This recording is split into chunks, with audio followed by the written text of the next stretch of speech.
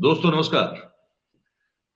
4 PM और 10 तक दोनों पे आपका बहुत बहुत स्वागत है। मैं हूं आपका दोस्त मयूर जानी और आज आपसे बात शुरुआत करते करते मैं एक बड़ी महत्वपूर्ण चीज भूल गया हूं, तो मैं उसको ठीक कर लूं तो बड़ी बात नहीं है।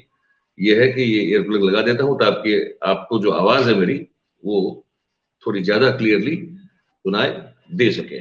तो ये काम जो है तुरंत अभी हो गया है। तो देखिए, अब ऐसा है कि राहुल गांधी साहब जो है फिर से चर्चा में है। अब वो टी शर्ट पहनते हैं तब भी चर्चा हो रही है, अब वो जैकेट उतार रहे हैं तब भी हो रही है, फिर रेनकोट जब बारिश हो रही है तब रेनकोट पहन के चलते हैं, फिर वो उतार देते हैं, उस पर भी चर्चा हो रही है। और ये अब जम्मू में उनकी पद यात्रा जो है वो जारी है। आज वो कठुआ डिस्ट्रिक्ट से मेरे ख्याल से चल रहे हैं। तो अब जम्मू में विधिवत रूप से जम्मू कश्मीर में जैसे वो प्रवास उनका चल रहा है, तो हमको लगा कि वैसे तो सोशल मीडिया पे बहुत सारी बातें हो रही है प्रवास को लेकर। कांग्रेस ऑब्वियसली बहुत उत्साहित है इस पूरी यात्रा को लेकर।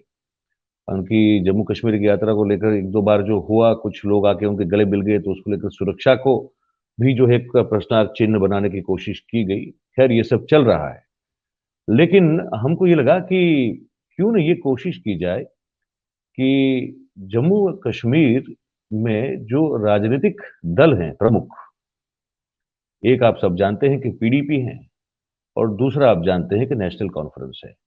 और कांग्रेस का जो सुनने में आया है वो ये है कि जो पूरा कांग्रेस का जो संगठन रहा था कश्मीर में, जम्मू कश्मीर में, वो अब गुलाम नबी आजाद साहब के साथ है। और उनसे भी जो है किसी उनके भी पदाधिकारी या नेता से हम संवाद करना चाहते थे। खैर आज वो हो नहीं पा रहा है, लेकिन पीडीपी से और नेशनल कॉन्फ्रेंस से हमारे साथ दो जो नेता है उनके जम्मू कश्मीर से, वो आज इस वार्तालाप में कार्यक्रम में जुड़े हैं। और साथ ही में वरिष्ठ पत्रकार हैं पंजाब से, जो जम्मू कश्मीर को 5 साल तक वहां रह के कवर कर चुके हैं। तो उस क्षेत्र की रिपोर्टिंग का और वहां के क्या हालात हैं उनका भी बहुत उनको अनुभव भी है और जानकारी भी है। ऐसे राजू विलियम साहब जो है वो भी आज हमारे साथ जुड़ने जा रहे हैं। तो हम सभी मेहमानों का जो है आज स्वागत कर लें। उनको मैं कोशिश में ये अपनी टीम से कहूंगा कि मेरे साथ जो है सबको स्क्रीन पर जो है लाया जाए, तो फिर हम एक एक के बाद एक सबसे बातचीत करना शुरू करते हैं, क्योंकि ये बड़ा एक इंटरेस्टिंग मामला है। और हम देख रहे थे ट्विटर आज, तो देखा कि अब ट्विटर जो है पूरा इसी चीज से भरा हुआ है। ट्विटर पे वो भी एक बड़ा वायरल हो रहा है कि क्या कहते हैं इसको, वो एक मशाल, फारूक अब्दुल्ला साहब भी हैं साथ में और दूसरे लोग भी हैं साथ में, और वो मशाल सबकी जली हुई है, मतलब प्रज्वलित हुई है। और एक फोटो ऐसी है जिसमें राहुल गांधी साहब की मशाल जो है वो बाकी सबकी प्रज्वलित है, इनकी नहीं है। तो इसको लेकर जो है फिर बहुत सारे वो चल रहे हैं। फिर जो जवाब भी दिया जा रहा है कांग्रेस की ओर से, वो तुरंत उसी शायद क्षण के बाद की दूसरी क्षण का फोटो है, जिसमें फिर राहुल गांधी साहब की मशाल भी जो है वो प्रज्वलित हुई होती हुई, या जो प्रज्वलित हो चुकी थी वो दिखाई देती है। तो ये सब चल रहा है पूरा आज मामला। तो अब हम चाहेंगे कि हमारी जो टेक्निकल टीम है, वो हमारे जो गेस्ट हैं जिनको हमने आज आमंत्रित किया हुआ है, पीडीपी से नासिर शेख साहब हैं, फिर नेशनल कॉन्फ्रेंस से डॉक्टर शमशाद शान जी हैं, और वरिष्ठ पत्रकार जो मैंने कहा कि पंजाब बेस्ड हैं लेकिन उन्होंने 5 साल तक जम्मू कश्मीर पूरी तरह से कवर किया है, वैसे राजू विलियम साहब भी हैं। तो आप सबका बहुत बहुत स्वागत है 4 PM पे और 10 तक दोनों पे। तो ये वैसे मैं बताऊं, ये फॉर्मेट, मैं इस फॉर्मेट में ज्यादा प्रोग्राम नहीं करता हूं, मैं अपने मेहमानों को बता दूं। मैं हालांकि 1 to 1 बात करता हूं ताकि थोड़ी फुर्सत से बात हो सके और सब लोगों को बात करने का, जो भी एक सामने बैठे हो व्यक्ति सज्जन या सन्नारी, उनको पूरी बात करने का एक अवसर मिले। लेकिन आज भले ही हम लोग ज्यादा हैं, लेकिन फिर भी कोशिश तो यही रहेगी कि सबको अपनी बात जो है रखने का पूरे पूरा एक समय मिले। और यहाँ हम लोग उस तरह की डिबेट नहीं करते हैं जैसे वो आप देखते हैं टेलीविजन पे या कहीं और होती है, कि एक ने दूसरे को पछाड़ दिया और दूसरे ने तीसरे को पछाड़ दिया। तो ये सब जो है हम लोग यहाँ पे नहीं करते हैं। लेकिन हम कोशिश ये करते हैं कि नॉलेज बेस्ड चीज हो, बातें हो, हर एक व्यक्ति अपना पक्ष रखे और अगर किसी व्यक्ति के पक्ष से आप सहमत नहीं हैं, तो आपको पूरी छूट है अपनी असहमति प्रकट करने की, लेकिन अपना एक जो बोल रहा है उनका मौका खत्म होने के बाद अगर वो करे तो वो ज़्यादा ठीक रहेगा। तो मैं शुरुआत करना चाहता हूँ नासिर साहब आपसे। आपसे मैं ये जानना चाहता हूँ कि देखिए आप तो दोनों मतलब कांग्रेस के साथ भी एक पॉलिटिकल एसोसिएट आपका एसोसिएशन रहा पार्टी का, और आपने 4.5 साल के करीब जो है वो भारतीय जनता पार्टी के साथ भी सरकार बनाने का अनुभव प्राप्त कर लिया है, ठीक है? तो ये बताइए कि अब इस यात्रा जैसे अब ये जम्मू कश्मीर में एंटर हुई है राहुल गांधी जी की, आप बतौर political party as a political party PDP के तौर पर, पीडीपी इस यात्रा को कैसे देख रही है? और क्योंकि बहुत सारे पॉलिटिकल इक्वेशन लगाए जाते हैं ना, उसकी गिनती भी शुरू हो जाती है कि क्या होगा, क्या नहीं, हाउ टू रिएक्ट और हाउ टू रिस्पॉन्ड और हाउ टू एनालाइज़ दिस। तो पीडीपी जो है शेख साहब, वो राहुल गांधी की इस भारत जोड़ो यात्रा को कैसे देख रही है? ये आप कृपया बताएँ। अपने आप को अनम्यूट कर दीजिएगा शेख साहब, अनम्यूट करना पड़ेगा आपको। अब बताइए। सबसे पहले आपका धन्यवाद कि मौका दिया कि अपनी बात रख पाऊं। लेकिन साथ ही आपको बता दूं कि मेरे पास केवल 15-20 मिनट्स है, क्योंकि उसके बाद एक और डिबेट में बैठना है। जहां तक इस भारत जोड़ो यात्रा का सवाल है, हम सब लोग जानते हैं कि हमारे देश में इस तरह की सियासी यात्रा निकालने का पुराना चलन है। 1984 में चंद्रशेखर ने एक यात्रा निकाली थी, और उसके बाद 85 में राहुल गांधी जी के पिता राजीव गांधी ने संदेश यात्रा पूरे देश में निकाली थी।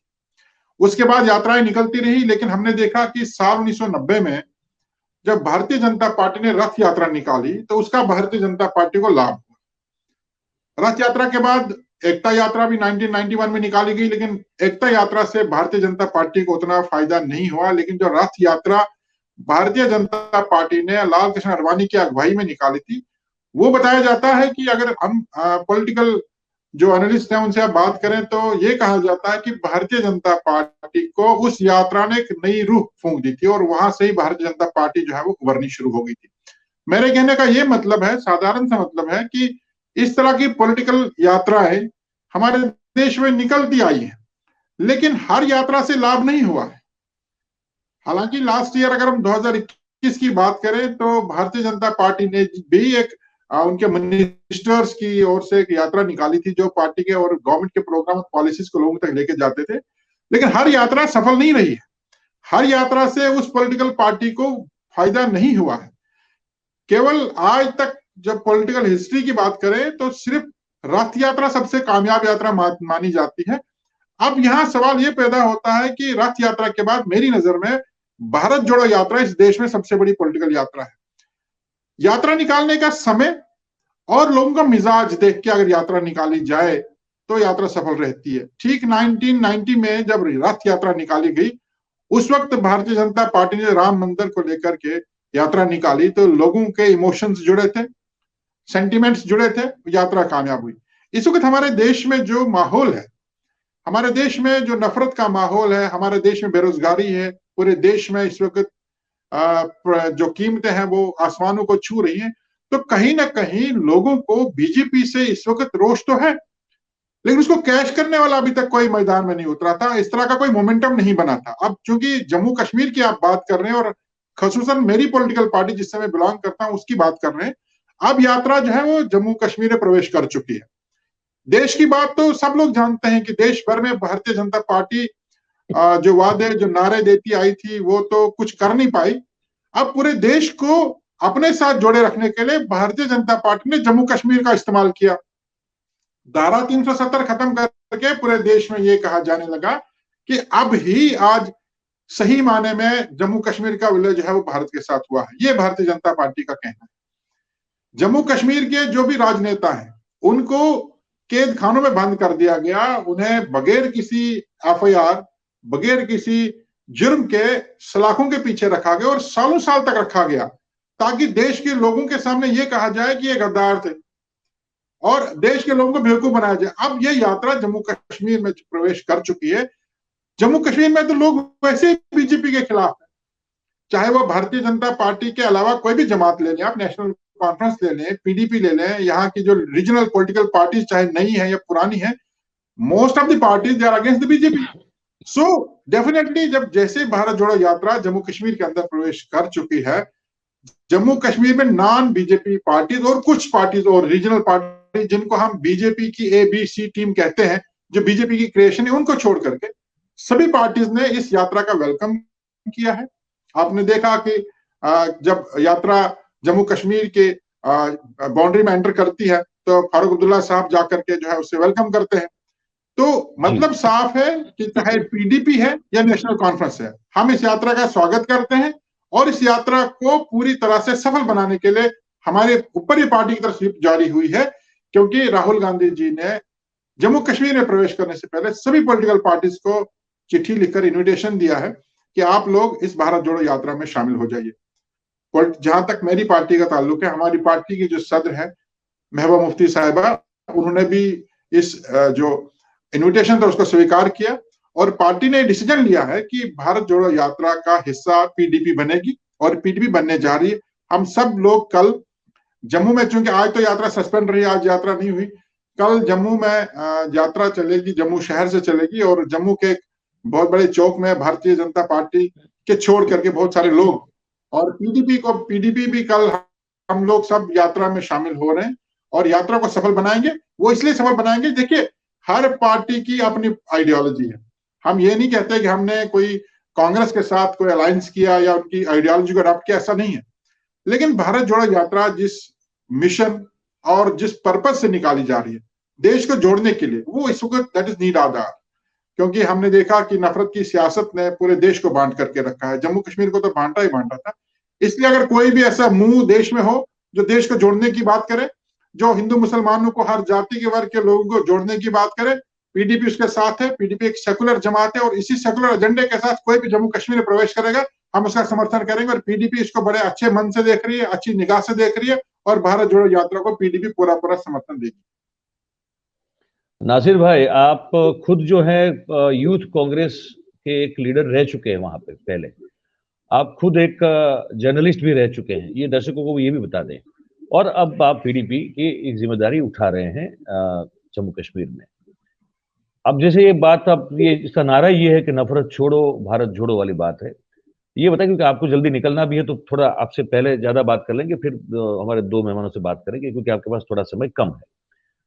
तो ये बताइए कि अब जो नफरत वाली बात है, ये आए दिन हम सुनते रहते हैं कि टारगेट किलिंग हो रही है और चीजें जो है वो ठीक नहीं है और बहुत सारी चीजों को दबाया जा रहा है। आप वहां की अगर वास्तविकता अपने लफ्जों में बयां करें कि वहां एक्चुअली जम्मू कश्मीर में 370 के हटने के बाद, उसको हटाए जाने के बाद या उससे पहले की स्थिति में क्या फर्क है, और अगर नफरत का अगर माहौल बढ़ा है तो वो किस कदर है, ये जरा बताएं। देखिए, 370 से पहले और 370 के बाद के जो जम्मू कश्मीर के हालात हैं, ये जम्मू कश्मीर के ही नागरिक जानते हैं।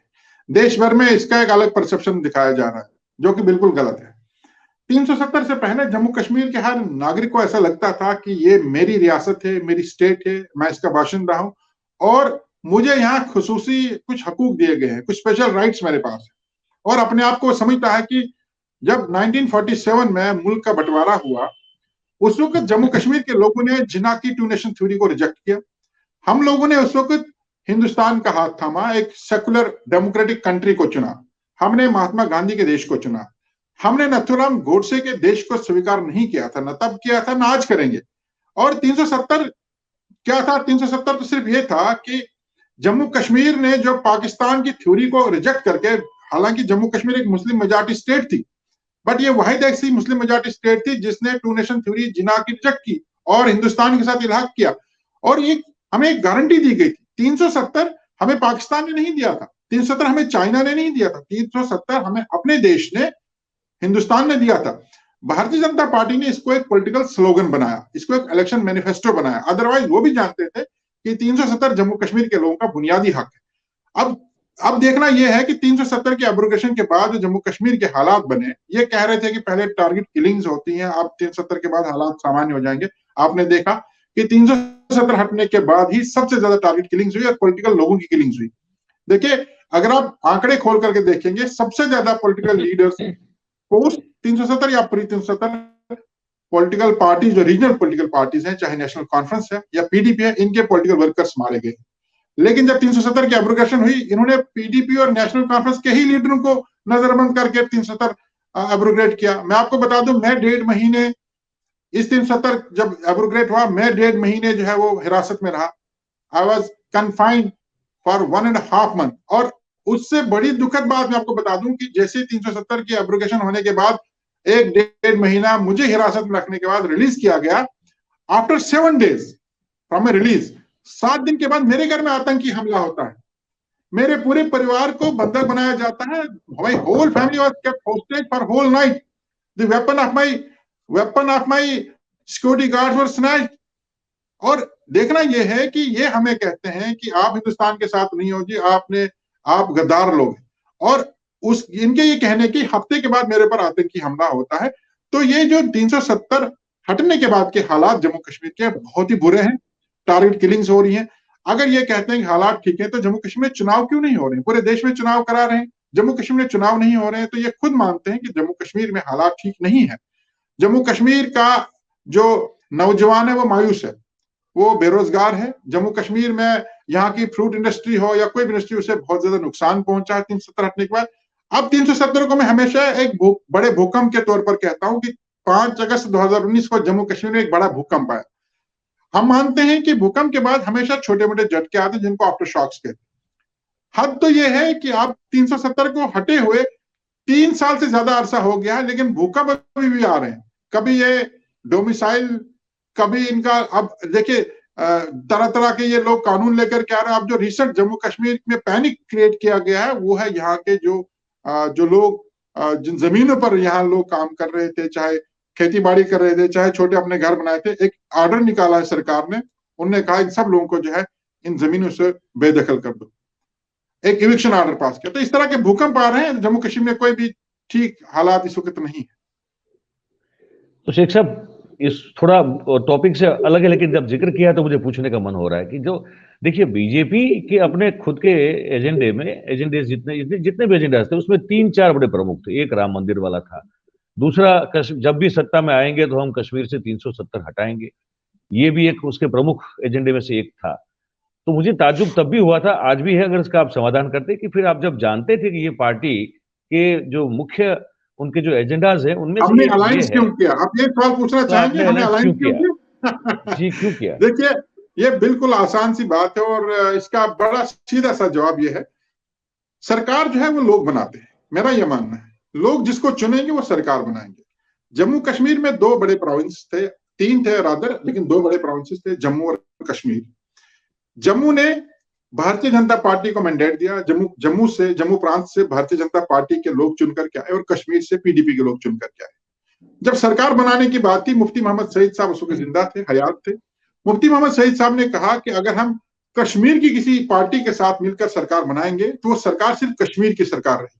जम्मू के लोगों ने अपना मैंडेट बीजेपी को दिया है, लिहाजा बीजेपी के साथ सरकार बनाने का यह मतलब होगा कि जम्मू कश्मीर के लोगों के मैंडेट को ऑनर करना। अब सवाल ये रहा कि आप जो कहते हैं कि हमें पहले से मालूम था कि भारतीय जनता पार्टी का इलेक्शन मैनिफेस्टो ये है, उसके बाद भी सरकार क्यों बनाई? तो मैं आपको बता दूं, इलेक्शन खत्म होने के बाद, इलेक्शन का रिजल्ट आने के बाद 2 महीने से ज्यादा टाइम सरकार बनने में लिया गया। वो इसलिए लिया गया क्योंकि एक एजेंडा ऑफ अलायंस फ्रेम हुआ।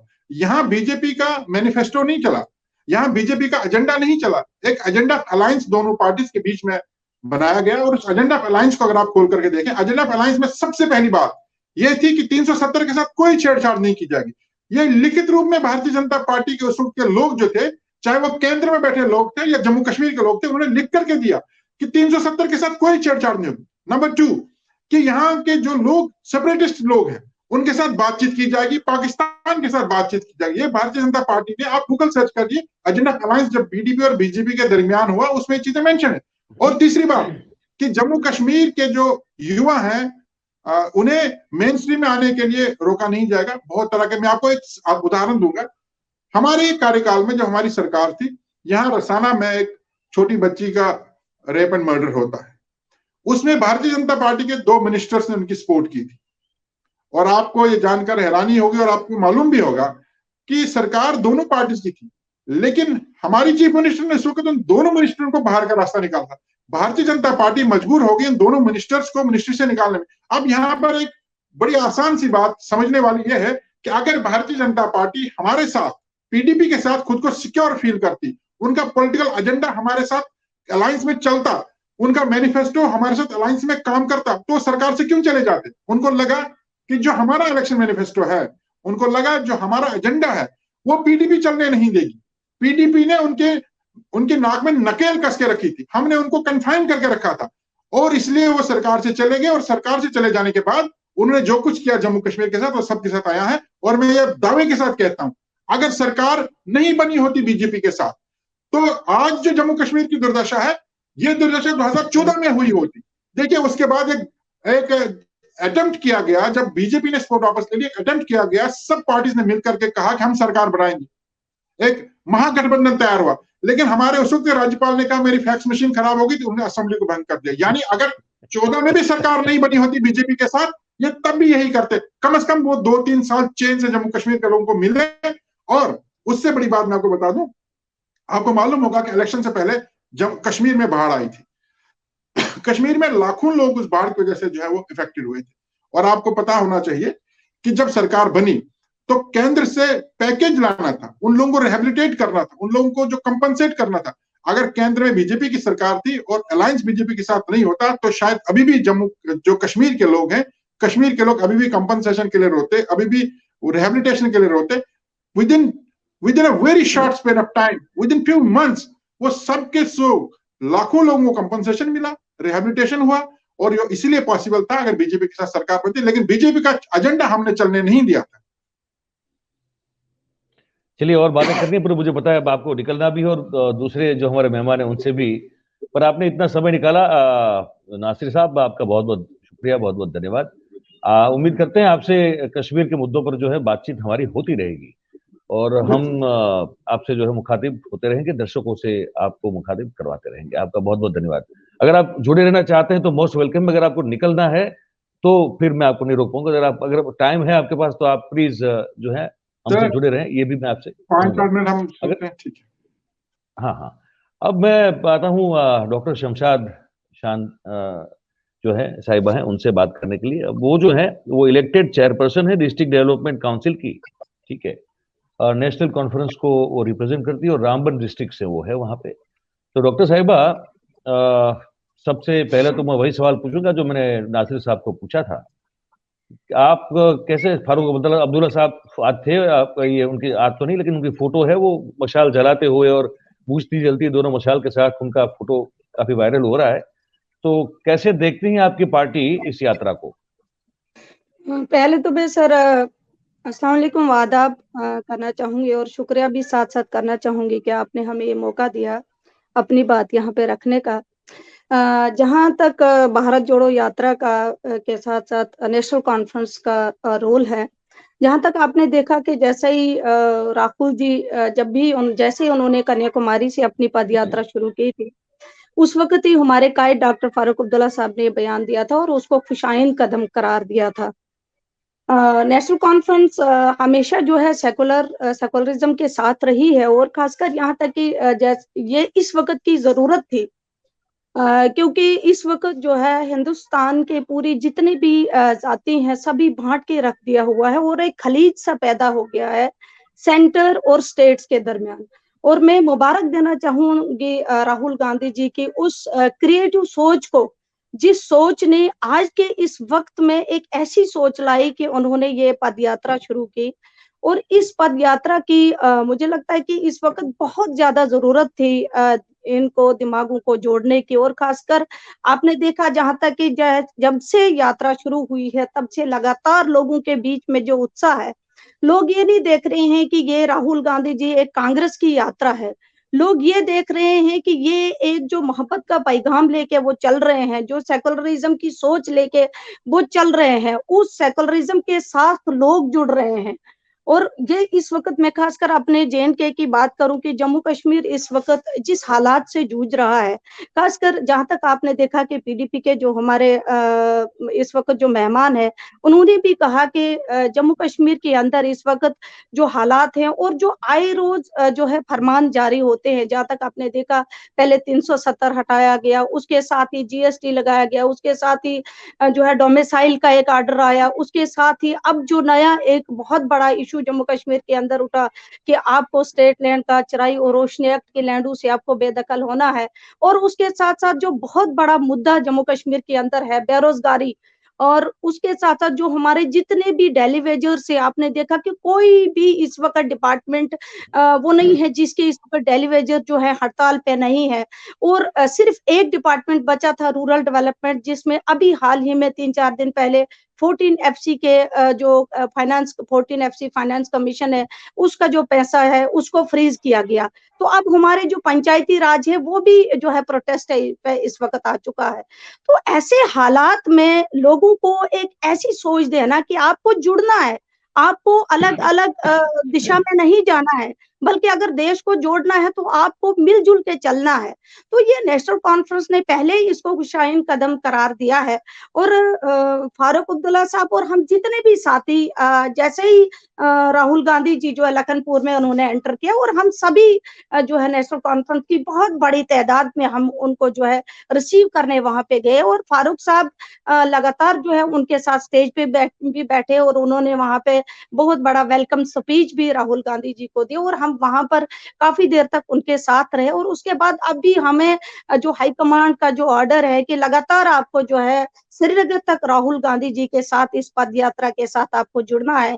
जितने भी नेशनल कॉन्फ्रेंस के कार्यकर्ता हैं, वर्कर्स हजरात हैं, सब को जो है यही आदेश मिला है कि आपने इस पद यात्रा के साथ चलना है और इसको कामयाब बनाना है, क्योंकि इस वक्त जम्मू कश्मीर को ऐसी यात्रा की बहुत ज्यादा जरूरत थी। और मैं तो ये समझती हूँ कि ये बहुत ही एक खुशाइन कदम है। अच्छा, ये आपने भी जो है, ऐसा तो नहीं है कि आप कभी आपकी पार्टी एनडीए का घटक नहीं रही है, आप लोग भी जो है एनडीए के साथ एक घटक दल के तौर पर आपकी पार्टी जो है सत्ता में भागीदार रही हुई है। तो ऐसा अब क्या है कि ये भारतीय जनता पार्टी जो एनडीए की मुखिया है, और वो जब आप लोग एक समय हुआ करते थे उस पार्टी में और इस पार्टी में, उसके फैब्रिक में फर्क क्या नजर आता है आपको, और क्यों देखिए अचानक उस से लगता है वक्त कि नफरत बढ़ गई है? उस वक्त अटल बिहारी वाजपेयी साहब का जो पैगाम था वो मोहब्बत का पैगाम था, और वो सेकुलरिज्म को बढ़ावा देते थे। आज आपने देखा कि आज आप किसी भी स्टेट में देख लीजिए, किसी भी स्टेट में आपको नजर नहीं आएगा कि आप किसी लोगों को जोड़ रहे हैं।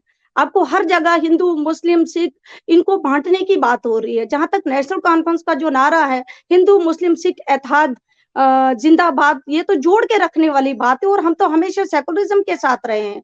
और खासकर आज जम्मू कश्मीर की बात आप लीजिए, यहाँ पर तो अलग अलग दिशाओं में लोग इस वक्त बटे हुए हैं, और यहाँ पर पहाड़ी और गुज्जर्स को बांटा जा रहा है, यहाँ पर हिंदू मुस्लिम को बांटा जा रहा है, यहाँ पर हर किस्म की जात को अलग अलग तरीके से लिया जा रहा है, जिस वजह से इस वक्त एक बहुत बड़ा खलीज जो है लोगों के बीच में है। और इस खलीज को पूरा करने के लिए इस किस्म की यात्राओं की बहुत ज्यादा जरूरत है। अच्छा, एक चीज मुझे समझनी थी, मैं एक्चुअली नासिर साहब से पूछना चाहता था लेकिन उनको निकलना पड़ा। मैं आपसे पूछना चाहूंगा, ये 370 हटने से इतनी प्रॉब्लम क्यों है वहां पे? मतलब अब देश के ही अंग थे आप, अब ऐसे तो और क्या प्रिविलेज आपको लगता है कि अगर वो देखिए सर, नहीं रहे हैं तो क्या प्रॉब्लम है उसमें? 370 एक स्पेशल ये स्टेटस था। क्योंकि क्योंकि 370 क्योंकि बाकी जब देश के जो बाकी लोग हैं उनको ये बड़ा सवाल होता है कि भाई देश के हिस्से हैं आप, देश का ही हिस्सा है, तो अगर वो आपको दो ध्वज नहीं रहे, या एक मतलब कोई अभी और भी आके जो है देश का वासी अगर वहां रह सकता है, जमीन खरीद सकता है, ये सब चीजें, तो प्रॉब्लम क्या है एक दूसरे के साथ घुलने मिलने में और साथ में रहने में? तो आपत्ति, अगर आपका पॉइंट ऑफ व्यू जो बताइए हमको, आप लोगों का देखिए वहां सर, स्थानीय लोग जो है। 370 सर जब तक था, लोगों को पूरी तरह से पता नहीं था कि 370 जम्मू कश्मीर के लिए कितना अहम है। 370 जम्मू कश्मीर, क्योंकि जम्मू कश्मीर के जो बाशिंदे हैं, जो पॉपुलेशन है, जो लोग यहाँ पर है, इतने जो है अमीर नहीं है, इतनी इकोनॉमी ज्यादा नहीं है कि हम बाकी देशों के साथ, बाकी स्टेटों के साथ मुकाबला कर सके। आप देखिए जब से 370 गया है, हमारी जितनी भी लैंड्स थी, जो हम रोड्स बनाते थे, जो हम गवर्नमेंट बिल्डिंग्स बनाते थे, उस वक्त हम जो लैंड लोगों से लेते थे उसमें प्रॉपर कंपनसेशन दिया जाता था। लेकिन अब जब यूटी के अंदर हमें प्रॉपरली सारा कंपनसेशन जो है वो खत्म हो चुका है, और अब हमारे लिए इतना मुश्किल हो गया कि हम किसी रूरल एरिया को कनेक्ट कर नहीं पा रहे, क्योंकि जब हम लोगों के बीच में जाते हैं हमें लैंड मिलना मुश्किल हो जाता है, और हम इसलिए नहीं मिलता क्योंकि हमारे पास कंपनसेशन नहीं है। और उसके साथ साथ जो जॉब पॉलिसी थी, वो जॉब पॉलिसी थी कि 370 के होने के साथ साथ जम्मू कश्मीर का ही बाशिंदा जो था वो अप्लाई कर सकता था। और आज जहां तक आप देखिए कि स्टेट सब्जेक्ट हमारी खत्म हो गई, हमें यहाँ पर अगर किसी डिस्ट्रिक्ट वाइज कोई पोस्ट निकलती है उसमें पूरे हिंदुस्तान के बच्चे अप्लाई कर सकते हैं, और हमारे पास इतना साधन नहीं है कि पढ़ाई का, कि हम इतने, हमारे बच्चे इतने इंटेलिजेंट है कि वो पूरे हिंदुस्तान के बच्चों के साथ जो है मुकाबला कर सके।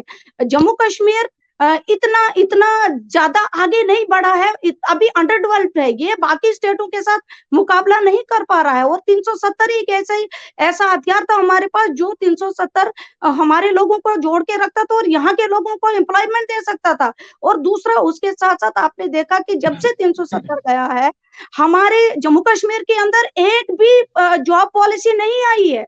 आप देखिए कि यहाँ पर हमारे पास जो इस वक्त स्टाफ की कमी है, आप एजुकेशन डिपार्टमेंट को देख लीजिए, हमारे पास स्कूल जहाँ पे हायर सेकेंडरी या हाई स्कूल है, हमारे पास 500 स्टूडेंट्स को एक टीचर हम दे पा रहे हैं, क्योंकि हमारे पास कोई नई जॉब पॉलिसी नहीं आ रही है। और अगर ऐसा होता कि हम पूरे जे&के के अंदर जिस वक्त लिस्टें निकलती थी, हजारों के हिसाब से लोगों को एम्प्लॉयमेंट मिलती थी, और वो यहाँ पर कि अगर आज कहीं पर भी पोस्ट निकलती है, वहां पर जब बाहर के बच्चे भी अप्लाई करते हैं, यहाँ पर भी आपने देखा कि अभी तक जितनी भी नोटिफिकेशन हमारे जे&के में निकली, सबकी सब जो है गवर्नमेंट ने कैंसिल कर दी है, क्योंकि बहुत ज्यादा फर्क पड़ा है 370 के जाने के बाद जम्मू कश्मीर के लोगों को, क्योंकि यहाँ पर इंडस्ट्रियल स्टेट नहीं है, हमारे पास इतना ज्यादा नहीं है इंडस्ट्री कि हम सेल्फ डिपेंडेंट रहे। प्राइवेटाइजेशन जम्मू कश्मीर में नहीं है, जिस हिसाब से बाहर के स्टेटों में है। सेल्फ डिपेंडेंट लोग हैं, उनके लिए मायने नहीं रखता कि गवर्नमेंट क्या पॉलिसी ला रही है, क्योंकि उनके पास अपना सिस्टम है। वो जम्मू कश्मीर में नहीं है, जिस वजह से हम 370 पे डिपेंडेंट हैं। देखिए, ये जब मैं सुनता हूँ, क्योंकि हम तो ऑब्वियसली आप वहाँ के हैं, हम तो जम्मू कश्मीर से नहीं, मतलब वहाँ के तो स्थानीय निवासी नहीं है। हमको एक सवाल, इस आपने कहा, उससे एक और सवाल मन में उठता है कि तो फिर तो ये तो अब तक तो 370 था वहां पे, तो फिर आपको जब जम्मू और कश्मीर को जो विशेष प्रावधान, ये जो प्रिविलेज मिल रहा था, तो उसका उतना बढ़िया तरीके से आपकी पार्टी हो या पीडीपी हो क्यों नहीं उठा पाई, जिसके चलते आपका स्टेट जो है वो भी एकदम बेहतरीन, हर मामले में बेहतरीन स्टेट जो है डेवलपमेंट को लेकर बन जाता। ऐसा क्यों नहीं हो पाया फिर? अभी ये तो 3 साल से हटी है। मैं नेशनल कॉन्फ्रेंस की बात करूं कि नेशनल कॉन्फ्रेंस ने अलग अलग, क्योंकि जैसे जहां तक आपने देखा, जो आज का इशू उठा है, जो स्टेट लैंड से हमें बेदखल किया जा रहा है, रोशनी एक्ट से जो हमें बेदखल किया जा रहा है, शेर कश्मीर शेख मोहम्मद अब्दुल्ला साहब ने उस वक्त यहाँ के जे&के के लोगों को जो सफेद टाकियां थी, जो कल्टिवेशन लैंड थी, चाहे वो फॉरेस्ट थी, चाहे वो स्टेट लैंड थी, वो यहाँ के लोगों को जो है उसको ऑनरशिप दी थी कि आप यहाँ पर बैठो, यहाँ पे कल्टिवेशन करो और अपने जो फैमिलीज है उनको एफोर्ड करो। वो नेशनल कॉन्फ्रेंस की देन है कि अगर हमारे लोग इस वक्त जो है जे&के के अंदर इकोनॉमी बड़ी है, लोगों को अपना रोटी कपड़ा मकान, जैसे बाकी स्टेट्स की बात करें कि वहां पर 40% लोग तो बेघर हैं, उनको तो घर भी नहीं है, लेकिन जम्मू कश्मीर वाहिद एक स्टेट है जिसको अपना घर है, अपनी जमीन है, अपनी रोटी वो अपने घर में खाता है, किसी के घर में नहीं जाके खाता है। तो ये नेशनल कॉन्फ्रेंस की देन है। और उसके साथ साथ यहाँ पर अलग अलग पॉलिसीज आई। आप देखिए कि ऑरिटी पॉलिसी, ऑरिटी स्कीम आई, जिसके तहत यहाँ पर हजारों बच्चे जो है वो अपने अपने जो है पंचायतों के अंदर एक जो है वहां पर टीचर्स लगे इस वक्त स्कूलों के अंदर। अगर इस वक्त स्कूल का सिस्टम हम चला रहे हैं, सिर्फ उसी स्कीम के तहत चला रहे हैं। तो यहाँ पर अलग अलग जो है पॉलिसीज आई टाइम टू टाइम आई, लेकिन 370 जो है वो एक बहुत बड़ा एक ब्रिज था हिंदुस्तान और इसके J&K के बीच में, जो इस वक्त हमारे बीच में नहीं है। और जिस वक्त ये टूटा था उस वक्त तो बीजेपी ये कह रही थी कि अब तो यहाँ पर बहुत बड़े इंडस्ट्रियलिस्ट आएंगे, अब तो जम्मू कश्मीर एक खुशहाल स्टेट बनेगा। वो तो, और दूसरा यहाँ पर जो मिलिटेंसी अगर है वो 370 की वजह से है, लेकिन 370 टूटने के बाद जो है मिलिटेंसी हमें तो नहीं दिख रही है कहीं पर खत्म हुई, हमें तो ये लग रहा है कि ये और ज्यादा बढ़ गई है। तो कहीं ना कहीं जो है प्रॉब्लम है जम्मू कश्मीर के अंदर। ये तो ऐसा है ना कि डॉक्टर साहिबा, ये जब चुनाव लाएंगे और फिर चुनाव में जो है वो गुलाम नबी आजाद साहब की जो नई पार्टी खड़ा करने में जो बहुत सारी मदद हो रही है, तो फिर तो जो लग रहा है वो तो ये है कि वो चुनाव जब भी घोषित होगा फिर वो, और कोशिश ये होगी कि वो और आजाद साहब की पार्टी मिलके जब फिर सरकार बना सके अगर, तब जाके फिर आपके ये देखिए सब जो सर, मसले हैं देखिए ये सर, फिर खत्म पहले तो होंगे। ये हम तो कह रहे हैं इनको कि चुनाव करें, क्योंकि J&K को इस वक्त जरूरत है, लोगों को एक लोकल गवर्नमेंट चाहिए। लोग इस वक्त जो है अपना राइट टू वोट नहीं दे पा रहे हैं, जो इस वक्त सालों से कह रहे हैं कि इलेक्शन करेंगे, एक वक्त आता है इलेक्शन होता है, दूसरे दिन जाके दूसरा स्टेटमेंट होता है। और हम तो कहते हैं इलेक्शन करें, लोग खुद फैसला करेंगे, लोग खुद जवाब देंगे कि लोगों को क्या चाहिए, लोगों को कौन सी ऐसी पार्टी है, कौन सी ऐसी दिशा है जो उनको लेनी है और जिससे वो अपने इस जम्मू कश्मीर को महफूज रख पाएंगे। हम तो चाहते हैं इलेक्शन में, और आपने देखा कि हमारे कायद फारूक साहब ने, उमर अब्दुल्ला साहब ने तो बार बार ये कह रहे हैं कि हम तो इलेक्शन के लिए तैयार हैं, इलेक्शन होते हैं तो इलेक्शन लोग खुद फैसला करेंगे जम्मू कश्मीर के कि उनको क्या चाहिए। अच्छा, ये वैसे आपको पूछना मुझे नहीं पता नहीं कितना सही है कितना गलत, लेकिन क्योंकि आप एक वहाँ की बिल्कुल बहुत पुरानी पॉलिटिकल पार्टी को रिप्रेजेंट करती हैं, तो जम्मू कश्मीर का जो पॉलिटिकल माहौल है, कौन कितने पानी में है, आपको थोड़ा बहुत अंदाजा बिल्कुल रहता होगा। हम इसलिए आपसे पूछना चाहते थे कि अब देखिए, कांग्रेस का तो वहां कुछ रहा नहीं ढांचा, वो सब तो लेके चले गए गुलाम नबी आजाद साहब। तो ये जो यात्रा अब निकल रही है राहुल गांधी साहब की जम्मू कश्मीर में, तो वो जो चले गए हैं आजाद साहब के साथ, क्या वो कांग्रेस में वापस आ सकते हैं, या आजाद साहब जो है वो कांग्रेस को वहां रिप्लेस कर देंगे? आप एक पॉलिटिकल ऑब्जर्वर के तौर पे क्या देखती हैं, क्या लगता है आपको? देखिए सर, ये तो उनका अपना अंदरूनी मसला है, मैं नेशनल वो कॉन्फ्रेंस से समझ हूँ, रहा हूँ, लेकिन पर मैं इतना जरूर ऑब्जर्वेशन। कहूंगी कि आजाद साहब के निकलने से बहुत फर्क तो पड़ा है, लेकिन आस्ता आस्ता आते आते जो है खुद समझ रहे हैं लोग। आपने जहां तक देखा कि पीछे भी काफी सारे लीडर्स जो है वापस जो है कांग्रेस ज्वाइन कर चुके हैं। लेकिन दूसरी पार्टी के बारे में इतना बड़ा डिसीजन लेना ये मेरे लिए सही नहीं है। मैं नेशनल कॉन्फ्रेंस नहीं की नहीं बात मैं करूं तो बहुत अच्छा रहेगा। नहीं नहीं जहां तक नहीं नहीं नेशनल कॉन्फ्रेंस का सवाल है, इंशाल्लाह इस वक्त जम्मू कश्मीर के अंदर जो है नेशनल कॉन्फ्रेंस जो है इस वक्त 100% है, और लोगों को जो है उसकी जो पहले की हुई पॉलिसीज और काम जो जम्मू कश्मीर में है और जो सेफगार्ड कर सकती है लोगों के राइट्स को, वो सिर्फ नेशनल कॉन्फ्रेंस है। और जब इलेक्शन होते हैं लोग खुद ब खुद उसका जवाब जो है इलेक्शन में देंगे। पर आप इस यात्रा के साथ है, आपके सुप्रीम लीडर जो हैं बिल्कुल वो सर, हम सब यात्रा के यात्रा के साथ हैं, साथ हैं? क्योंकि हमारे कायद का जो है हमें आदेश है कि हमने जो है पूरी यात्रा के साथ शाना बशाना चलना है, क्योंकि ये इस यात्रा को जो है हम अलग नजरिए से नहीं देखना चाहेंगे, क्योंकि पॉलिटिकल वे से हर चीज को नहीं देखा जाना चाहिए। इस वक्त जो है हर एक फर्द का ये काम है कि वो अगर एक पैगाम लेके चले हैं जम्मू कश्मीर क्या पूरे हिंदुस्तान को जोड़ने का, तो हमें उसमें जो है कहीं पीछे नहीं रहना चाहिए, अपना रोल जो है वो अदा करना चाहिए। और मैं तो जरूर ये मुबारक दूंगी राहुल जी का, जिन्होंने ये क्रिएटिव सोच लेके जो चले, क्योंकि इस वक्त बहुत बड़ी खलीज जो पैदा हो गई थी।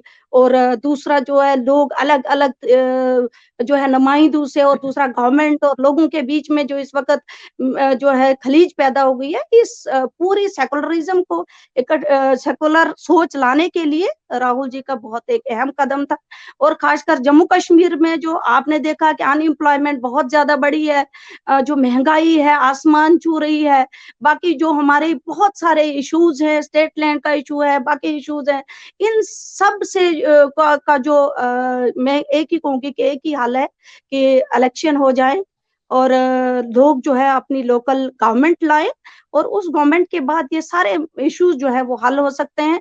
जब तक हुकूमत नहीं बनेगी, यहाँ तक कि 3 टायर सिस्टम जो है बना है, क्योंकि मैं एक चेयरपर्सन हूँ डिस्ट्रिक्ट की, लेकिन जिस सोच के साथ जो है गवर्नमेंट ने हमें चुना था, जिस एजेंडे के तहत हम लोगों को जो है आगे लाया था, वो कहीं न कहीं अभी तक इम्प्लीमेंट नहीं हो पाया है ग्राउंड लेवल पे। इसको बहुत ज़्यादा और मजबूत करने की ज़रूरत है, क्योंकि जिस मिशन को लेके हम चले थे, वो कहीं आगे खो गया है। तो जब तक लोकल गवर्नमेंट नहीं आएगी, तब तक हम भी लोगों के साथ इंसाफ नहीं कर पाएँगे, क्योंकि आपको पता है कि ब्यूरोक्रेटिक जो निज़ाम होता है, वो एक अलग तरीके का होता है, उसमें काम करना बहुत मुश्किल होता है। लोकल गवर्नमेंट जब तक नहीं होती है, तब तक आप किसी के साथ इंसाफ नहीं कर पाते हो। अब राजू विलियम साहब, मैं आपसे बात करना चाहूंगा। आप आपको अनम्यूट कर ले एक बार। तो अब देखिए, हमने तो पीडीपी का भी एक पक्ष सुना, नेशनल नेशनल कॉन्फ्रेंस से जो है डॉक्टर साहिबा, उनकी भी बात हम सुन रहे थे। और अब एक चीज तो बड़ी साफ है, अब मैं और आप तो, हमारा काम तो ऑब्जर्वेशन का है। हम देखते हैं कि हो क्या रहा है, कैसे चीजें जो है अपने आप घटनाएं घट रही है, या कैसे कैसे आगे बात बढ़ रही है, देश में माहौल किस तरह से किस तरफ जा रहा है।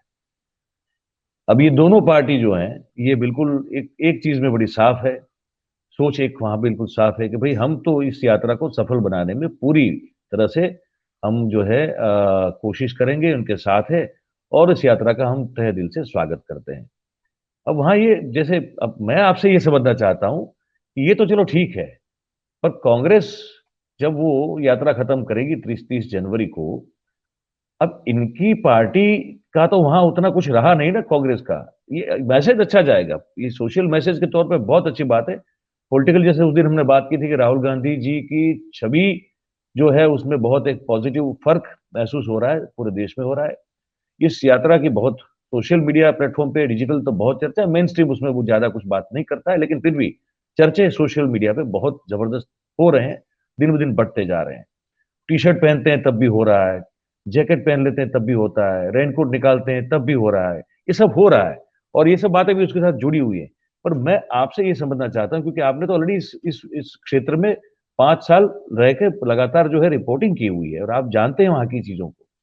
जब वहां ढांचा नहीं रहा है संगठन का, कांग्रेस का, इस यात्रा को पीडीपी और नेशनल कॉन्फ्रेंस मिलके चाहे कितने भी जो है समर्थन देके, और लोगों का समर्थन भी लोगों को उनको मिल रहा है, तो सफल बन जाएगी यात्रा।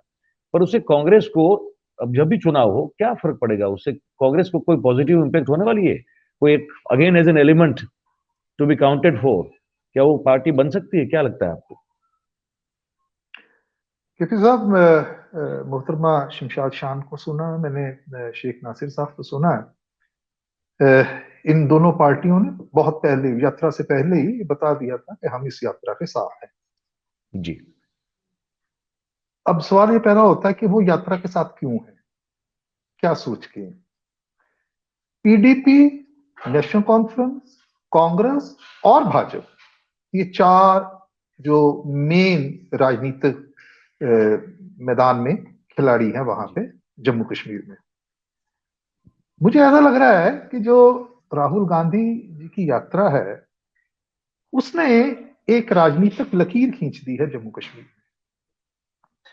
चाहे वो जम्मू प्रोविंस हो, जम्मू रीजन जिसे जम्मू प्रोविंस कहते हैं, और या वो वैली हो, और दोनों में बड़ा फर्क है। भाजपा जो है वो हमेशा ही जम्मू में रहा, उसकी जो भी राजनीतिक उसकी अचीवमेंट्स है वो जम्मू में हुई है, और वैली बिल्कुल ही डोमिनेटेड बाय नेशनल कॉन्फ्रेंस और पीडीपी। हालांकि नेशनल कॉन्फ्रेंस और पीडीपी का जम्मू के प्रोविंस में भी इनका एक प्रभाव है। अब मैं जब कहता हूं कि राहुल गांधी की यात्रा ने एक लकीर खींच दी है, वो लकीर क्या है? उसके 2 पहलू हैं, एक तो है विचारधारक और दूसरा है उसका राजनीतिक पहलू। हुआ क्या कि हम थोड़ा सा 3 साल पीछे जाएं, जिसे हम कहते हैं कि वाटरशेड मोमेंट था, वो था 370 धारा को तो इन्होंने एब्रोगेट कर दिया। 370 धारा के बाद एक माहौल ऐसा पैदा हुआ कि जो वहां की पार्टी, जो क्षेत्रीय पार्टी और कांग्रेस जो कि नेशनल पार्टी है, इसलिए उसके लिए जम्मू कश्मीर में अपनी मौजूदगी बनाए रखना उनके लिए भी उनके एक राजनीतिक रेपुटेशन का, इज्जत का सवाल है। तो ये सारी पार्टियां जो है वो हाशिए पे चली गई। जैसा इन्होंने कहा है, मोहतरमा ने, अपने शान साहिबा ने, इन्होंने बात करी है कि वो जो पॉलिटिकल प्रोसेस, वो जो पटड़ी से उतर गया था, उसको बहाल करना। अब देखिए कि जब धारा 370 हटाई गई तो यूटी बना, तो उसका मतलब है कि केंद्र का उनके ऊपर सीधा कंट्रोल है। लेकिन इसका मतलब ये नहीं है कि वहां से वो राजनीतिक जो जो प्रोसेस है उसको वो खत्म कर दिया जाए, क्योंकि अदरवाइज तो फिर वो गैर लोकतांत्रिक हो जाएगा ना, इनका चुनाव तो करवाने पड़ेंगे। लेकिन अब दिक्कत क्या आ रही है, अब देखिए कि 3 साल होने को आए हैं, लेकिन अभी तक जो भाजपा की केंद्रीय नेतृत्व है वो ये निर्णय नहीं कर पाया कि क्या जम्मू कश्मीर में चुनाव करवाना साजगार है अभी या नहीं है। अगर साजगार नहीं है, नहीं करवा रहे, तो इसका मतलब ये है कि वो, उनको लगता नहीं है कि ये हमारी पार्टी के लिए साजगार है, क्योंकि उन्होंने अपना वो देखना, उन्होंने वो टेस्ट कर लिया सत्ता का, वो पीडीपी के साथ वो सत्ता में रह चुके हैं, तो वो अपना करे। अच्छा, दूसरा है सबसे बड़ा जो भाजपा के लिए है पूरे पूरे पूरे राष्ट्र में, पूरे भारत में, कि उनको धारा 370 जब हटाई तो उसको जस्टिफाई कैसे करना कि भाई ये हमने बिल्कुल सही किया था। तो ये भी एक चुनौती है उनके लिए, क्योंकि अभी तक देखिए कितने साल केंद्र में कांग्रेस का राज्य रहा, सत्ता में रही है, उसके बाद यहां पे भी प्रदेश में भी रही है, जम्मू कश्मीर में भी। और इनकी जो भाजपा की मेन जो ऑपोजिशन थी वो यही थी कि जी ये माइनॉरिटीज अपीजमेंट, क्योंकि जम्मू कश्मीर को मुस्लिम माइनॉरिटी के साथ जोड़ के देखा जाता है, ठीक है जी, और ये अपीजमेंट हो रही है। और दूसरा उसके साथ जो उनका राष्ट्रवाद का जो मुद्दा था भाजपा का, वो जो नॉन स्टेट एक्टर्स हैं जो यहां पे काम कर रहे थे, जिसकी वजह से ये सारा कुछ, ये मिलिटेंसी, ये टेररिज्म वाला जो माहौल पैदा हुआ है, तो वो उनके राष्ट्रवाद के उसको भी जोड़ता था। तो भैया अब तो तुम्हारे पास बिल्कुल एब्सोल्यूट पावर आ गई है, तो क्या वो टेररिज्म जो है अक्रॉस द बॉर्डर से जो आता है, जो यहां पे, क्या वो रुक गया? और दूसरा, शासन की बात की है इन्होंने। अब आपके पास सीधा कंट्रोल, कंप्लीट कंट्रोल है, लेफ्टिनेंट गवर्नर उनके हैं, तो उसमें कोई सरकार तो है नहीं है, तो आपने तो सिर्फ एग्जेक्टिव ऑर्डर पास करना है। लेकिन उसके बावजूद भी ये जो इन्होंने शिकायत करी है, और मैंने भी खुद, क्योंकि जब मैं रिपोर्टिंग करता तो उसके बाद मेरा आना जाना वहां पे लगातार, मैं इन टच में, आप हैरान हो जाएंगे कि अभी रिसेंटली मैंने उधमपुर में, जम्मू प्रोविंस में, यहाँ पे रियासी में बात करी है। मैंने उनको पूछा, जो जो नॉन मुस्लिम्स हैं, जिनमें हमारे मित्र भी हैं, पत्रकार भी हैं, अपना व्यवसायी भी हैं, एकेडमिशियन भी हैं, उनको पूछा कि भैया क्या फायदा हुआ, तो सभी कह रहे हैं हमें तो पता नहीं चला अभी तक क्या फायदा हुआ। तो ये चुनौतियां हैं। लेकिन जो राजनीतिक पहलू है उसका वो ये है कि राहुल की यात्रा में विचारधारा के तौर पे एनसी और पीडीपी जो बड़े प्लेयर्स हैं, इनको एक पाले में और भाजपा दूसरे पाले में। हालांकि इनकी अपनी जो ये पॉलिटिकल राइवल तो है जम्मू कश्मीर में, एनसी और पीडीपी, लेकिन इनको कोई दिक्कत नहीं है। अगर ये सीधा आपस में सीधा पैक्ट करे तो इनके लिए दिक्कतें आती वहां पे, लेकिन कांग्रेस के साथ जाने में इनको कोई दिक्कत नहीं है। और वो कांग्रेस में जाने की दिक्कत है कि जस्टिफाई कर सकते हैं कि भैया हम तो, अगर एनसी को बोला जाएगा कि आप क्यों गए, आप पीडीपी थी वहां पे, तो आप पीडीपी थी तो आप क्यों गए उसके, वो कहेंगे हम तो राहुल जी के लिए गए थे, हम तो यात्रा को सपोर्ट। और यही सवाल अगर पीडीपी के नेतृत्व से पूछा जाएगा, वो भी यही कहेंगे नहीं भैया, तो उनके लिए अपने एक जस्टिफिकेशन उनके पास बचती है। लेकिन इसके साथ क्या है, मुझे क्या लग रहा है कि जो हम इसका चुनावी इतिहास देखें तो उसमें हुआ ऐसा कि पीडीपी ने कांग्रेस के साथ मिलकर भी सरकार बनाई जब मुफ्ती साहब थे, और उसके बाद जब गुलाम नबी, आधे समय के लिए इनका हुआ था एक अरेंजमेंट के, आधे समय के लिए कार्यकाल के लिए असेंबली के मुफ्ती जी मुख्यमंत्री रहेंगे और आधे के लिए गुलाम नबी आजाद साहब जो उस वक्त कांग्रेस में थे। और उसके बाद वही पीडीपी है वो उसके साथ भाजपा के साथ सरकार बनाती है। तो मुझे लग रहा है कि ये जो राजनीतिक माहौल मिसिंग है। ये जो दोनों पार्टियां अपने आप को हाशिए पे देख रही थी, उनके लिए इस यात्रा ने एक ऐसा अवसर प्रदान किया है कि वो दोबारा इकट्ठा होके राहुल गांधी की यात्रा के उसके उसके नाम पे इनकी ताकत बढ़ जाती है। तो हो सकता है कि आने वाले समय में कुछ इस किस्म की अंडरस्टैंडिंग जो है वो हो जाए, क्योंकि अगर आपका राजनीतिक जो विरोधी है, दुश्मन वो एक है, तो भैया फिर एमसी नेशनल कॉन्फ्रेंस और पीडीपी और कांग्रेस के साथ आने का इकट्ठा होने में क्या दिक्कत है।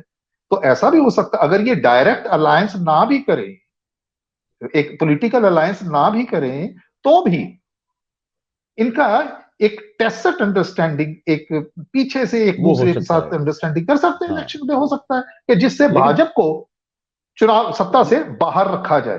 तो मेरा यह मानना है, और इसमें सवाल जो बस इसका श्रेय जो जाता है, मैं एक मिनट कंप्लीट करता हूं, इसका जो श्रेय जाता है वो राहुल गांधी की यात्रा को जाता है, कि जिसने ऐसी एक स्थिति पैदा कर दी कि दो परस्पर सियासी विरोधी जो है वो भी इनके साथ आ गए और एक लकीर खींच दी गई। और उससे अगर देखा जाए तो राहुल को इस बात का श्रेय जाता है, राहुल गांधी को, कि उन्होंने अब ये जो संघर्ष है वो एक विचारधारक संघर्ष भी है कांग्रेस का, कि भाई जो भाजपा है वो तो देश को तोड़ने वाली बात करती है, और दूसरा ये है कि हम जोड़ने वाली बात करते हैं। और दूसरा कि जो उनका राष्ट्रवाद है भाजपा का, और जो कांग्रेस का राष्ट्रवाद, ये राष्ट्रवाद ही है ना जिसको लेके ये सारे इकट्ठे हुए हैं। इन्होंने कहा कि हम देश को, राहुल गांधी जी को क्यों, यात्रा को क्यों सपोर्ट कर रहे हैं। तो ये भी, और ये वाला ये राष्ट्रवाद जो इनका है, धर्मनिरपेक्षता का राष्ट्रवाद, जो राहुल की यात्रा के साथ टीडीपी और इनके साथ आने से हुआ है, वो भाजपा के राष्ट्रवाद से भिन्न है। तो एक लोगों के सामने एक बड़ी क्लियर पिक्चर जो है वो सामने आती है, और उसकी वजह जो है वो राहुल की गांधी की जो जम्मू कश्मीर की यात्रा है भारत जोड़ो, और खास करके 30 तारीख को जब इसका श्रीनगर में समापन होगा, तो 30 जनवरी को इन्होंने महात्मा गांधी जी की याद को समर्पित कर रहे हैं, और वो तिरंगा लहराएंगे। और अभी भी रास्ते में, अभी 26 जनवरी को जो यात्रा एक दिन का ब्रेक है, जी, तो वो वहां बिल्कुल, से बिल्कुल। बनिहाल जो है अपना रामबन डिस्ट्रिक्ट में, वहां पे 26 जनवरी को ये बकायदा जो यात्री हैं, जो प्रोग्राम आया है इनका, उसमें साफ लिखा है कि यात्री वहां पे जो 26 जनवरी का जो बनाएंगे, जो सेरेमनी होगी वहां पे, जी, उसका जी। उसमें हिस्सा लेंगे।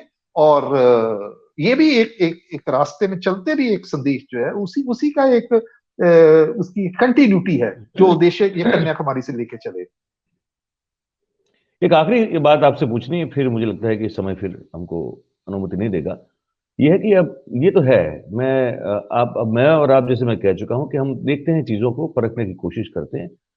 अब ये आज़ाद साहब के साथ जो चले गए हैं कांग्रेस छोड़ के, तो ढांचा, संगठन का ढांचा कितना बचा हुआ है? क्या इस यात्रा से इनकी जो पार्टी है, जो आज़ाद साहब के साथ ऑलमोस्ट सब चले गए, क्या वो फिर से रिवाइव हो सकती है? क्योंकि जब तक वो नहीं होगी तब तक तो वहाँ इलेक्टोरल पॉलिटिक्स में फिर कोई मतलब बनेगा नहीं कांग्रेस के लिए। बहुत दिलचस्प सवाल आपका, बहुत देखिए, आजाद, गुलाम नबी आजाद साहब बहुत बड़े नेता हैं जम्मू कश्मीर के, और उनका पूरे का पूरा राजनीतिक जीवन है जो वो कांग्रेस का जुड़ा रहा है, जब से वो यूथ कांग्रेस। तो मैं अक्सर आता जाता रहता हूं कि भदरवा, डोडा डिस्ट्रिक्ट में, जो जिसे चनाब वैली रीजन बोला जाता है, चनाब दरिया, चनाब जो है वहां से बहता है, तो उसमें डोडा डिस्ट्रिक्ट में, तो वहां भदरवा वहां से 30 किलोमीटर दूर है, वो इनकी होम कंस्टिट्यूंसी, जहां से वो 2 बार चुनाव लड़ा और जीते भी हैं। तो चुनाव, अच्छा, इसके अलावा केंद्र में वो मंत्री रहे हैं, और कांग्रेस के ट्रबल शूटर रहे हैं। जब भी संकट आया पार्टी के ऊपर भी, उनका कद बहुत बड़ा है। और उस लिहाज से पूरे जम्मू कश्मीर में दूसरी पॉलिटिकल पार्टीज जो हैं, उनके नेतृत्व, उनके बड़े नेता, और जो जम्मू कश्मीर की जो ब्यूरोक्रेसी है, उसमें एक बहुत बहुत बड़ी पैंठ है उनकी। लेकिन जैसा कि अब दोहराने की जरूरत नहीं है कि राहुल आजाद साहब जो कांग्रेस से क्यों अलग हुए, और उसके बाद जो चला यहाँ पे, उन्होंने पार्टी बनाई डेमोक्रेटिक आजाद पार्टी। देखिए, जो आजाद साहब का जो प्रभाव का क्षेत्र है वो चिनाब वैली रीजन है। चिनाब वैली रीजन में आपके पास रामबन डिस्ट्रिक्ट, डोडा डिस्ट्रिक्ट, किश्तवाड़ डिस्ट्रिक्ट मेन, और वहां पे 8 जो असेंबली सीट्स हैं। जब आजाद साहब ने छोड़ा तो जो उनका मानना था कि इस वजह से मैंने छोड़ा कि कांग्रेस एक बड़ी बुरी हालत, मरी हुई हालत में थी, ठीक है, और वैसा वो हो नहीं पा रहा था, उसको रिवाइव करने के लिए उनकी बात नहीं मानी जा रही, जैसे वो G23 वाला ग्रुप था कांग्रेस के नेताओं का कि ऐसा ऐसा करना चाहिए, वो नहीं हुआ, तो ये इन्होंने अलग कर दिया अपने आप को, क्योंकि ये अपनी जो राजनीतिक जमीन है जम्मू कश्मीर उसको नहीं खोना चाहते। तो जब आए तो जाहिर सी बात थी कि बहुत बड़ा एक हिस्सा जो कांग्रेस का वो भी वैसे ही महसूस कर रहा था, क्योंकि वो भी राजनीतिक जो दृश्य था जम्मू कश्मीर में उसमें भी वो हाशिए पे महसूस कर रहे थे अपने आप को। और वो उन्होंने जब इन्होंने अलग से पार्टी बनाई कुछ 6 महीने पहले, तो वो भी इनके साथ आ गए। लेकिन हुआ क्या कि उसके बाद जब ये यात्रा राहुल की हुई और उसकी जब शुरुआत, जब ये अभी जम्मू कश्मीर में दाखिल नहीं हुई थी, तो जो इसका प्रभाव बना, जो इसकी रिपोर्ट्स आई, तो बहुत वो कुछ हिस्से वो जो लोग इनके साथ आए थे उनमें से एक इनके डिप्टी चीफ मिनिस्टर भी रहे हैं, ताराचंद गुप्ता जी है, मनोहर लाल जी थे एक इनके, तो और भी नेता है। ऐसा नहीं है कि सारे के सारे छोड़ के चले गए ना, ऐसा बिल्कुल नहीं है। अभी भी आजाद साहब के साथ नेता हैं, एमएलए और भूतपूर्व एमएलए उनके साथ हैं, जिला के अध्यक्ष है, और उन्होंने अपनी पार्टी की जिला यूनिट जो वो भी एस्टेब्लिश कर दी है, और अब बहुत एक्टिवली ग्राउंड पे आजाद साहब अपनी पार्टी को संगठित करने की कवायद में जुड़े हुए हैं। He is a very good experience organiser. लेकिन आज आजाद साहब जम्मू कश्मीर में नहीं है। उनकी पार्टी को, अब मुझे करेक्ट कीजिए अगर मैं गलत, उनकी पार्टी को तो उन्होंने 30 जनवरी वाला समापन सभा उसमें आमंत्रण भी आमंत्रित नहीं है वहां पे वो। अब मैंने जब बात की, आजाद साहब पूछा, तो मुझे मालूम ये पड़ा कि आजाद साहब यात्रा के जम्मू कश्मीर में दाखिल होने से कुछ रोज पहले दिल्ली आ गए हैं, अपने घर पे हैं, और वापस कब आएंगे? वापस आएंगे 1 फरवरी को, जब यात्रा खत्म हो जाएगी।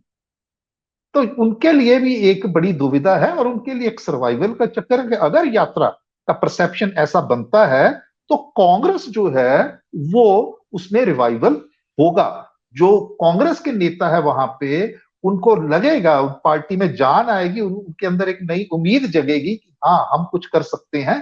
तो वो जो है, हो सकता है आने वाले समय में और भी लोग आजाद साहब की पार्टी को छोड़ के इधर आ जाएं, या आजाद साहब खुद आ जाएं, ये भी कोई बड़ी बात नहीं है।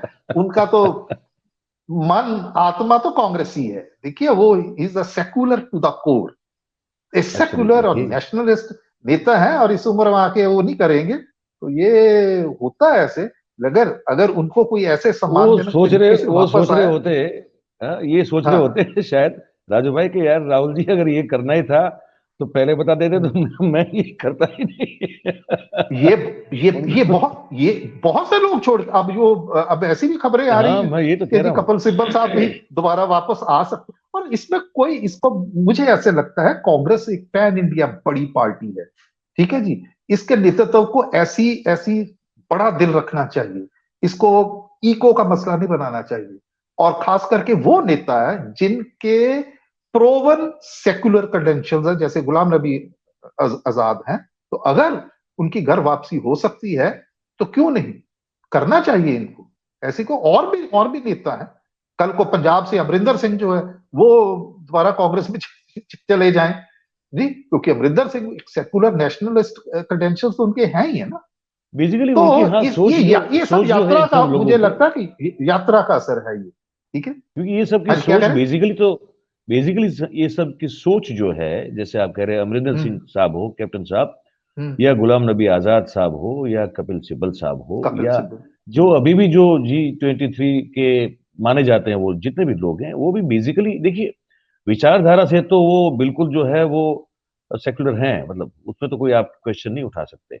और अगर उस चीज, हाँ, आप मीर भाई देखिए, अभी जो दो लोग बोल के गए हैं, नेशनल कॉन्फ्रेंस और पीडीपी, एक दूसरे के परस्पर विरोधी हैं वो, ठीक है जी, लेकिन इस विचारधारा की जिसकी मैं बात कर रहा हूं कि विचारधारा की एक लकीर खींच दी है राहुल गांधी की यात्रा ने, तो ये बहुत सहज महसूस करती दोनों पार्टियां इकट्ठी जाने के, लेकिन नेतृत्व वो राहुल गांधी की यात्रा के नाम पे, क्योंकि इनका भी बेसिकली क्रेडेंशियल सेक्युलर है। इसके जो जन्मदाता हैं पीडीपी के मुफ्ती साहब, वो तो केंद्र में गृह मंत्री रह चुके हैं, ठीक है जी। जब नॉन बीजेपी और नॉन कांग्रेस सरकारें रही हैं उस दौर में, मेरा ख्याल इंद्र कुमार गुजराल साहब के जो प्रधानमंत्री थे शायद उस वक्त थे, वो गृह मंत्री थे, वो रह चुके हैं। फारूक अब्दुल्ला जो है, इनका मतलब ये भी केंद्र में बहुत बार मंत्री रह चुके हैं, कि तो ये लोग हैं जो जिनको एक राजनीतिक जमीन जो है, राजनीतिक ताकत है, वो इस यात्रा ने मुझे लगता है कि उसका संचार हुआ है। ये अपने आप को ज्यादा पहले से बेहतर विकेट पे महसूस कर रहे हैं दोनों पार्टियां, और इनका जो सियासी जो विरोधी है, और कोई बड़ी बात नहीं से पहले कहा कि किसी किस्म की अंडरस्टैंडिंग में आए तो चुनाव तो अंततः करवाने पड़ेगी ना भाजपा को। भाजपा कितनी देर केंद्रीय नेतृत्व उनका इसको टाल सकता है, तो राजनीतिक। अच्छा, इसमें एक और चीज देखिए कि अभी हाल ही में, अभी कल परसों की बात है, जम्मू नरवाल में तो धमाके हुए, लोग घायल हुए हैं, उससे पहले राजौरी में हुए हैं, आईडी ब्लास्ट हुए हैं, उसमें वैली में वो जो एम्प्लॉइज है उनको मारा गया है। तो उस चीज को देखते हुए भी भाजपा को लगेगा कि इससे पहले कि देर हो जाए कि लोग हमें उन चीजों के लिए घेरना शुरू कर दे, राजनीतिक हमारे विरोधी, कि अभी जिसका नाम लेके तुमने 370 धारा खत्म करी थी, हालांकि ये उनकी विचारधारा का हिस्सा था कि 370 हटाना, स्पेशल स्टेटस जो वापस लेना, ये राष्ट्र में विलय करना, क्योंकि एक राष्ट्र एक कानून तो उनका नारा रहा है ना, ठीक है। एक राष्ट्र तो और उसके लिहाज से कि इससे पहले हमारी जवाबदेही इतनी बढ़ जाए कि हमें लोग जो है वो, अगर चुनाव होते हैं, चुनावी जमीन हमारी खिसकती है, तो उससे पहले वो चाहेंगे कि करवाया जाए। अब उनकी दिक्कत हो रही है कि वो इसको निर्णय नहीं ले पा रहे हैं, और उसी दौरान ये यात्रा आ गई है, तो इससे और भी मुझे लगता है कि भाजपा जो है, केंद्रीय नेतृत्व वो बैकफुट पे चला गया है, ऐसा महसूस होता है राजनीतिक दृष्टिकोण से। तो यही जीत है इस यात्रा की।